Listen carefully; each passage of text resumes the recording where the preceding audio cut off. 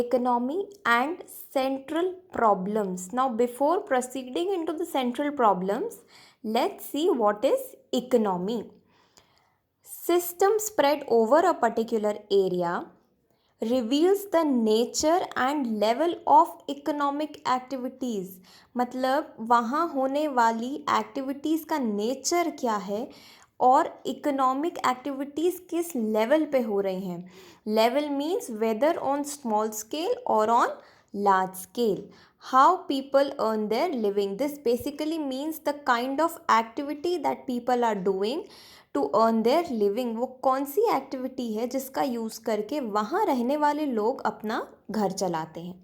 Let's take an example, Indian economy. Now, Indian economy is called agricultural economy. क्यों? क्योंकि हमारी economy की major activity जो है वो एग्रीकल्चर थी एक पॉइंट पर. लेकिन धीरे धीरे यही agricultural economy emerging industrial economy बन गई. एमर्जिंग इंडस्ट्रियल इकोनॉमी क्यों? क्योंकि धीरे धीरे इंडियन इकोनॉमी एग्रीकल्चर एक्टिविटी से इंडस्ट्रियल एक्टिविटीज़ की तरफ जा रही थी. We were proceeding towards industrialization. Our country was proceeding towards industrialization. So that is why agricultural economy was now being called emerging industrial economy. Now, when I talk about Indian economy, four major aspects to be covered. First, production, consumption, investment and exchange.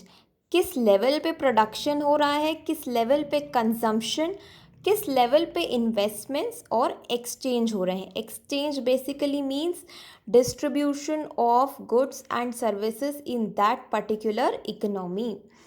अब आते हैं central problems की तरफ. Central problems of an economy. There are majorly three central problems. Now let's see what are these problems. Central problems of an economy: what to produce, how to produce, for whom to produce. क्या बनाया जाए, कैसे बनाया जाए और किसके लिए बनाया जाए. किसके लिए मतलब कौन से सेक्शन ऑफ सोसाइटी के लिए बनाया जाए. Now when we talk about what to produce, there are two aspects to be covered. What goods and services are to be produced, in what quantity to produce. क्या बनाया जाए और कितनी quantity में बनाया जाए. Let's take an example to understand this. There is a resource available for us, land. Two options, rice and wheat. या तो उस लैंड पे राइस उगा सकते हैं या तो वीट. अब दो क्वेश्चंस हमारे सामने हैं, वेदर टू प्रोड्यूस राइस और वीट, और सेकंड क्वेश्चन है in what quantity to produce rice और वीट. ये दो सवाल हमारे मन में आ क्यों रहे हैं? इसकी वजह है resources being limited. Resources are limited in our economy. इसलिए हमें इन दो ऑप्शंस के बीच में चॉइस करनी पड़ रही है. अगर रिसोर्सेज अबंडेंटली अवेलेबल होते तो हमें चूज़ नहीं करना पड़ता राइस और वीट के बीच में. क्योंकि रिसोर्सेज लिमिटेड हैं इसलिए हमें इन दो सवालों के जवाब ढूंढने पड़ेंगे.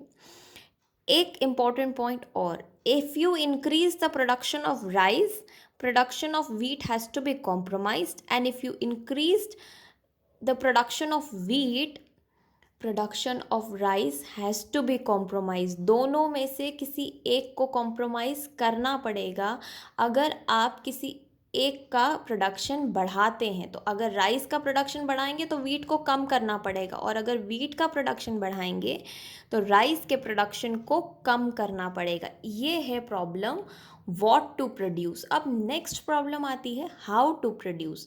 Let's see what this problem is about. There are mainly two techniques of production, labor intensive technique and capital intensive technique. Labor intensive technique means where there is greater use of labor, and capital intensive technique means there is greater use of machine. जहाँ machines का ज़्यादा use किया जाए उसे हम capital intensive technique कहेंगे. अब जब बात करें लेबर इंटेंसिव टेक्निक की, तो labour intensive technique is less expensive. Why? Because labour is abundantly available in our economy, abundantly available मतलब कमी नहीं है हमारी इकोनॉमी में लेबर की स्केर्सिटी नहीं है। और जब किसी चीज़ की स्केर्सिटी नहीं होती है तो वो लेस एक्सपेंसिव होता है, इसलिए हमारी कंट्री में लेबर लेस एक्सपेंसिव है as compare to other countries. अब कैपिटल इंटेंसिव टेक्निक का बेनिफिट क्या है? प्रमोट्स एफिशिएंसी मतलब रिसोर्सेज का ऑप्टिमम यूटिलाइजेशन, टाइम का वेस्टेज नहीं होता, रिसोर्सेज प्रॉपरली यूटिलाइज होते हैं। अब ये दोनों चीज़ें तो हमने समझ ली कि लेबर इंटेंसिव टेक्निक क्या है और कैपिटल इंटेंसिव टेक्निक क्या है। वेयर इज़ द प्रॉब्लम है choice. We have to choose between these two techniques. The choice is to be made between both the techniques. कौन सी दो टेक्निक्स हैं? Labour intensive technique and capital intensive technique.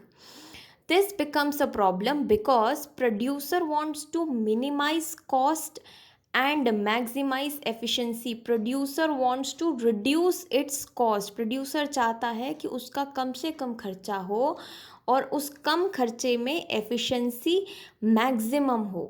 Producer ऐसा क्यों सोच रहा है? क्यों वो अपनी कॉस्ट कम करना चाहता है और एफिशिएंसी बढ़ाना चाहता है? ताकि उससे प्रॉफिट हो. प्रोड्यूसर के नज़रिए से देखा जाए तो producer wants profit maximization. Producer always looks into profit maximization. Labour intensive technique हो या कैपिटल इंटेंसिव टेक्निक, दोनों के अपने अपने बेनिफिट्स हैं इकोनॉमी के लिए.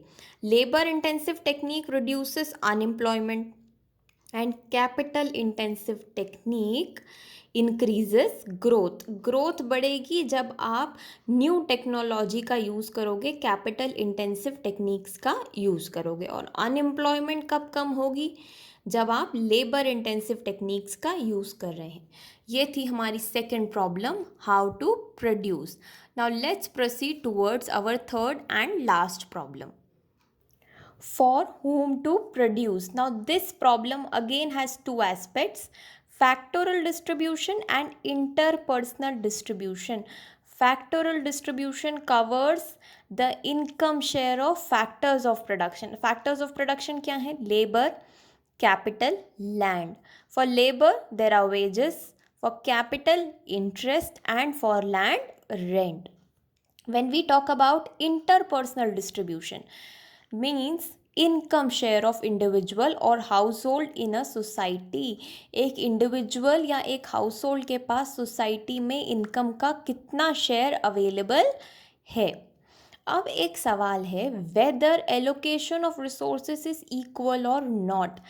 See, in our country, the resources are not equally distributed. There is uneven distribution of resources. Why? Because in our country, we have the issue of rich becoming richer and poor becoming poorer. अगर allocation सही होता तो ये problem नहीं आती. Rich becoming richer and poor becoming poorer वाला issue जो है वो आता ही नहीं अगर रिसोर्स प्रॉपरली एलोकेट होते. और इसी सवाल की वजह से इस प्रॉब्लम का बर्थ होता है, for whom to produce. Producer को ये चॉइस करना पड़ेगा कि वो weaker section of the society के लिए प्रोड्यूस करे या फिर ऐसे सेक्शन ऑफ द सोसाइटी के लिए जो अफोर्ड कर सकता है. एक तरफ सोशल वेलफेयर होगा और एक तरफ सिर्फ प्रॉफिट मैक्सिमाइजेशन.